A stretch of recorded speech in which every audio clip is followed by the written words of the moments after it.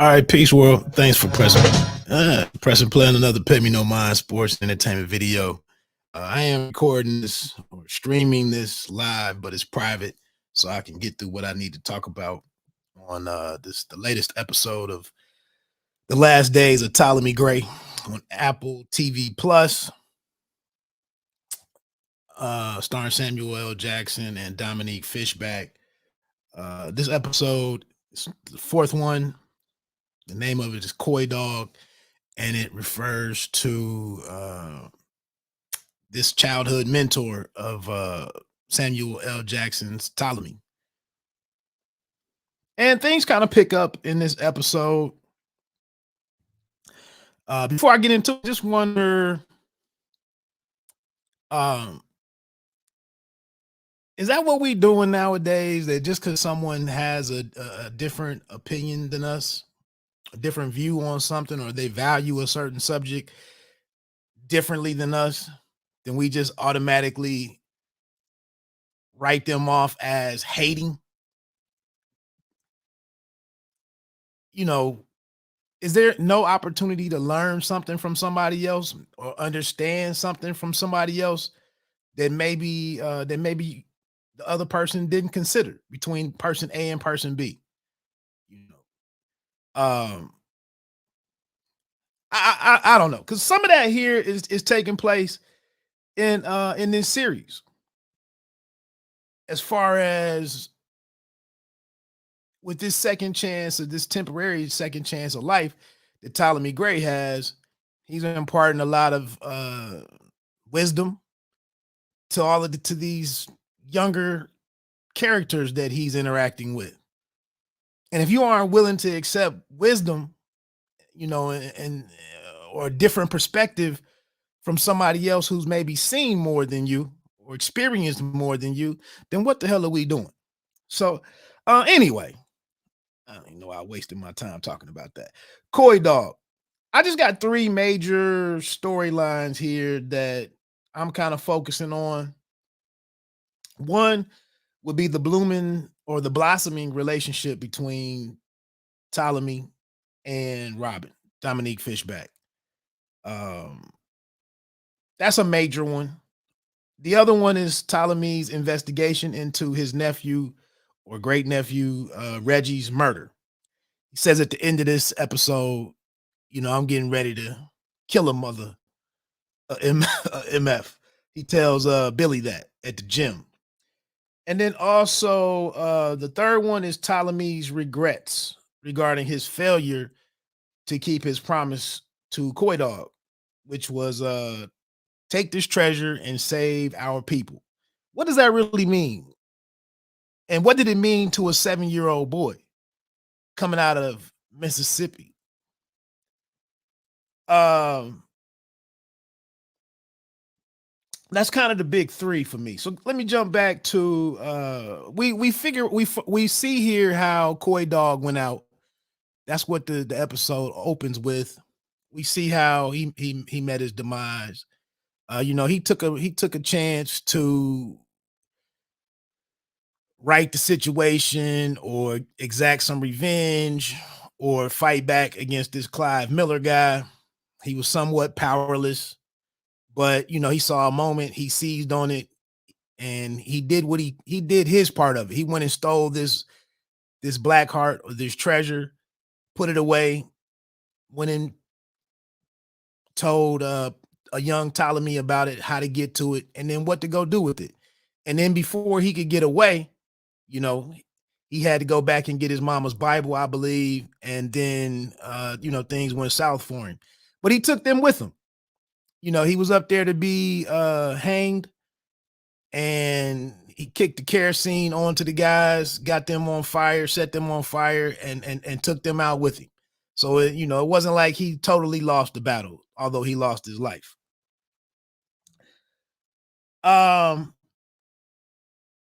So again, Coy Dog's big plea for young Ptolemy was take this money and save our people with it. And that's what I'm wondering when I'm watching Ptolemy and Robyn interact. Like maybe coming out of high school and back in the 90s, it was all, raise up as a people, black pride, black unity, let's do this and let's do that. And look where we are today. I'm not trying to get too deep on it, but I think in listening to brothers for the last 20 something years, 30 something years, you have to come to the realization that the people, the leaders in the past were exceptional people. We all can't be leaders of men. We all can't go out here and change the world. And maybe and not all of some most of us are ill-equipped to even try to do so. Despite some of these popular YouTube channels on, that have their narrative going and their objective, a lot of us just really we can't go out here and change the world. But I do think if you are, a father, if you do happen to be a father or a mother, you bringing up some young people, some kids, or you have a youngster that you invest some time in. Maybe that's about all we can really do. And then maybe and I've said all of that to say maybe Ptolemy here is I couldn't get it done to do to change black people. When Robyn asked him, "You mean black people? Are you out your damn mind?" Like witnessing what she and experiencing what she's experienced. She's like, "I know you didn't think you could save all black people." So maybe now he's coming back to like, let me just do right by my family. Let me attempt to do right by my family. And then this young girl right here who seems to be very capable and seems to have a good heart and maybe just needs the right type of help. She can go out here and be successful, and once I do join up with Coydog in the afterlife, I can at least say that I did something. I had some profound impact on somebody versus trying to help all black people. You didn't get that? I'm sorry I wasted your time for thinking through that. Um so at the beginning of this, once after the cold opening or whatnot, one after the intro comes together and we find Coy Dog, he goes and they continue to pull up the treasure from the floor that he hid that was hidden away from him. The other thing, so it was the treasure, the big treasure, which was down below the floorboards. And then a few minutes later, he goes and gets the other treasure that we had heard about, the woman across the violent woman that he kept encountering. And uh Robyn had to put the beats on. She talked about he has some money in his apartment, and he goes in there and pulls out the real imported from Florida, Louisiana, the real exotic alligator suitcase that's filled with about $40,000 to $50,000. And we see again how genuine Robyn is, because she's like, you shouldn't have showed this to me. And then we start finding out some things about her past and why she kind of has this fear of what money, how people change when they come into money, or when money gets involved in the situation, how things can change for the worse. And Ptolemy says, "Hey, we can't control that, but we got to go on and face what we got to face. We got to go on and live. We got to go on and push, push through that." Um, then we see this relationship where maybe a decent young man and a kid and a brother that's going somewhere and has some future plans, and Roger Dawes, he's taking a liking to Robyn. They have like this courtship going on. They're feeling one another and whatnot. And Ptolemy is like checking him out on behalf of his quote unquote niece, and thinking that his days might not be long. So it would be great if she could meet a young mate, and they can go out here and do something together.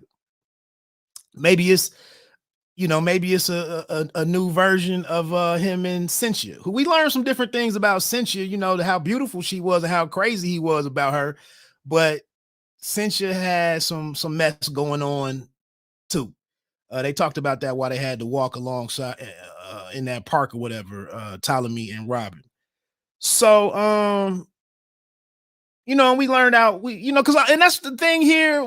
I'm trying to get a sense like what's going to be the big payoff after watching these 6 or 8 episodes, however many it is.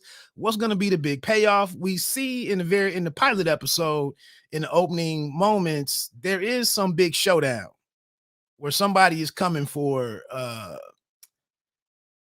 Ptolemy in his apartment, and he's ready to face that person. And I've been assuming from the beginning that that's Reggie's killer, who may be his wife's, his widow's ex-boyfriend, who got out of prison after 12 years when he was sentenced to 20. But what's the big payoff in the show? So I'm looking at like, is it gonna be some big switch up at the end where one of these people who has seemed to be an ally is really a major antagonist or a villain? So I'm looking at Roger, like his brother is a little too perfect. I'm looking at Billy, and when do any of these other individuals find out about this money? But the money is now in the bank. So I'm trying to think ahead, and I just don't, Billy and Roger look like good dudes.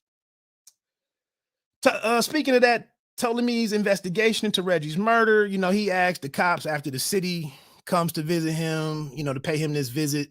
They were given this tip by Hilly and Niecy to go that he was being abused or taken advantage of. It's mighty funny that they would tell the city that he's living in squalor when they, as his family, allowed him to live in squalor for years. For years, and didn't even want to invest it. They could have done this. Niecy could have done this.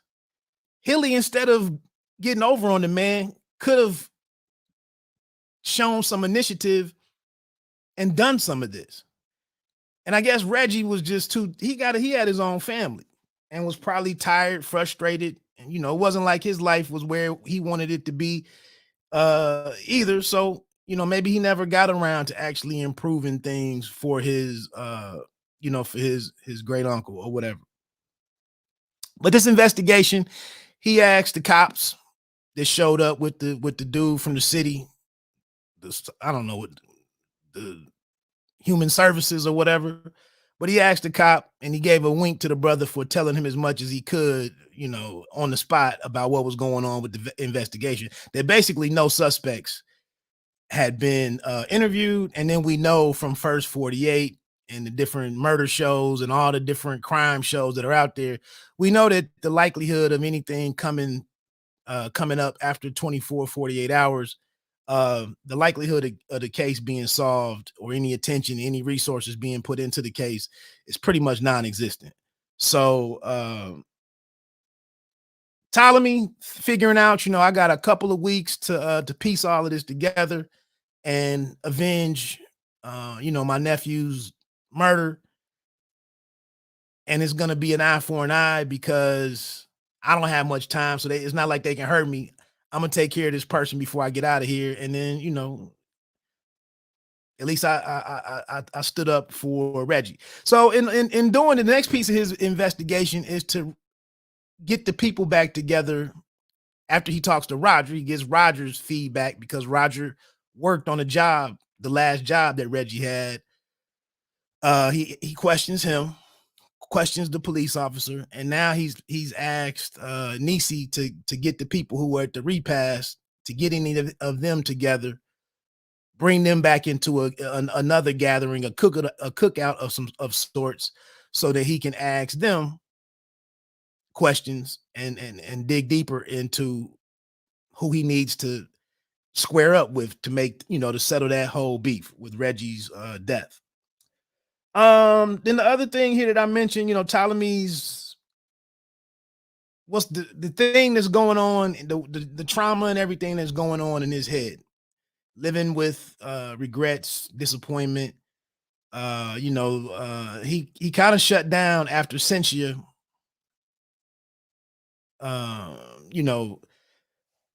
was taken out by cancer. And, he said he could have done more for his family, I guess. He said he could have been more involved in Hilly's earlier development. And because Niecy says, well, he just doesn't know. He hasn't had any man in his life, and he just doesn't know right from wrong. Because excuse me, I've really been harsh on Hilly. I don't like Hilly at all. I don't like him at all. And this scene behind me right here is where Ptolemy is confronting Hilly, like, I know you stole, I know you stole my money. You don't even come around all that often. And then when the first time you do come around, you get it over on me. And he asking, well, you think it's cool? You thought it was cool to steal from me because you thought I didn't know. So you think that makes it right? So Hilly is a mess in terms of walking upright and being a good man. But him and his mother over here with this scheme that they have, uh shows he's not coming. He didn't have much of a chance to be a good man. He had no frame of reference in what it is to be to live upstanding and whatnot. Um so yeah, his regrets with his failure to keep his promise to Coydog. And he says, he spent some money when he in trying to keep Cynthia happy and doing special things with Cynthia who had appetites. And we get into some, maybe it wasn't just men. She also like want women apparently. And he maybe in trying to be with Cynthia, who he cared the world about, got him off of his mission, his major mission. Um, so I'm watching this and I'm like, so no, no more. Will there be any more sightings or appearances by Shirley Ring? Is that gone because he's not going to be around forever? Um, he goes to see the Indian fella or the Middle Eastern fella who's been a long time friend, who the son of Jafar or whatever, and that kind of sets the table. At some point, like I said, if his last deed is to get Robyn together, who has now, earned her GED or whatever and has kind of like a new lease on life herself. If his last thing that he does is to get her set out, ready to go out into life on better footing, and gives her these 2 coins valued at $50,000 each, maybe that's just planting the seed for her. Like, look, when I am out of here, we get this to you because you cared about me when no one else wanted to, and you've made the last several weeks of my life. You've been a trusted ally. This is for you, and here's how you can cash out on this and go do something great with your life. And maybe if you're lucky, you and this Roger brother, maybe y'all can be a partnership out here and go get it. So that's about it. My little sub points as I get on out of here. Niecy and Hilly, their scheme of ousting or removing Robyn from the picture. They weren't aware of what's going on with this the anti-dementia stuff with Dr. Robyn. So they don't understand why he's so different now. And so their plan kind of blew up in their face because when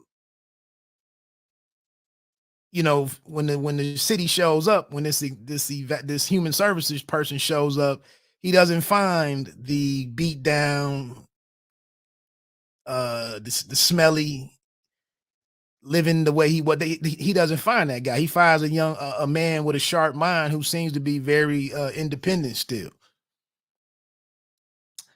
Then Dr. Rubin's research is another like sub thing that's going on. How will this, the information that he's gathering, the reaction of Ptolemy's reaction to the injections and whatnot, do they really come back and say what the long-term benefit or payoff is for Rubin's research? How much time do they really spend in that, going into that? I don't know. And then, does Ptolemy die after a few weeks of this second chance at life, where he's told, he's reiterated this a couple of times to Robyn that, hey, I know you think some of this is BS, but look at what we've done in the last 2 weeks. I got some money I'm getting ready to set you up with. I bought you this bed. I'm treating you like a young woman. I'm letting you see real love. Shout to Mary J.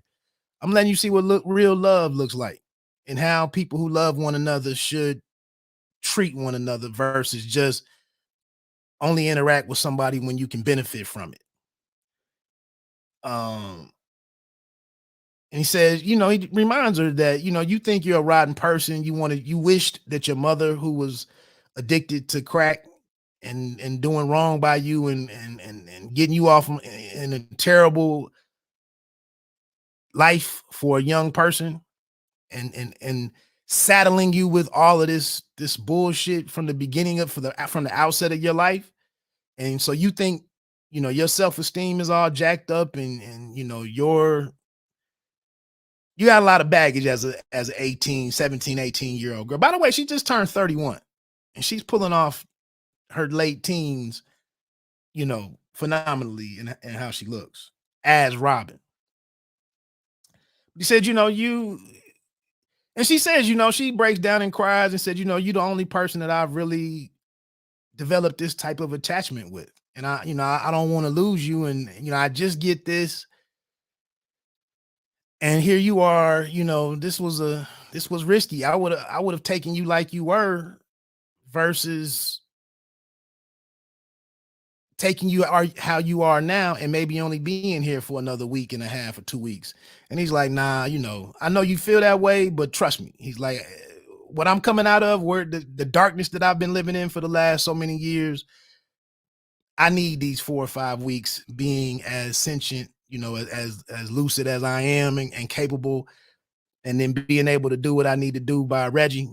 Trust me, it'll be all good. I needed this. And then lastly, what do all of these characters get from their time with Ptolemy? What is Billy gonna get from this? What is Roger getting from now hanging around with Robyn and Ptolemy and getting Ptolemy's approval? And he reminds her while they're waiting for her to come out of the community college, Ptolemy reminds him, hey, bro, she been screwed over her whole life, man. Can you just be different? She's a good woman. She's a good young woman. Look what she's done for me. Look how genuine she was for me. Look how much she helped me out. If she'd do that for me, and I'm not even blood. I was a stranger up until a couple of weeks ago. Like, she has a real interest in you, relationship wise, male, female wise. Like, she could be a keeper. And then, Roger happens to be into this gaming thing and seems to have a better outlook on the world and whatnot. So it's like Ptolemy can get on out of here knowing that a couple of things are better than when he found them, better than when he encountered it. And that's not such a bad thing for a lot of us, really. So that's about it. We'll get episode 5 next week. Hey, I keep asking the question and I'm wasting my time asking this 23 minutes in when nobody's made it this far into the video. Hey, do we like these types of stories? I'm pretty impressed at the dialogue. They're saying that Walter Mosley is running the teleplay, so I'm thinking he had it's an adaptation from his book. I'm enjoying these warm relationships and this passing of the torch and coming of age and being able to communicate, spend time. I've said this before. I took in a lot from my grandmother and my grandfather back in the early 90s before they passed on. And nowadays, it just seems like young people only want to listen to other young people. And it's some good and some bad in doing that. Some good and some bad in doing that. Let me get off of my soapbox. I just want to know if anybody likes the show or not. I think it's going pretty well, and I'm interested to see how these last 2 episodes wrap up. Hey, this is Pay Me No Mind Sports and Entertainment. You don't have to be great to start, but you have to start to be great. Enjoy the rest of your weekend. Peace.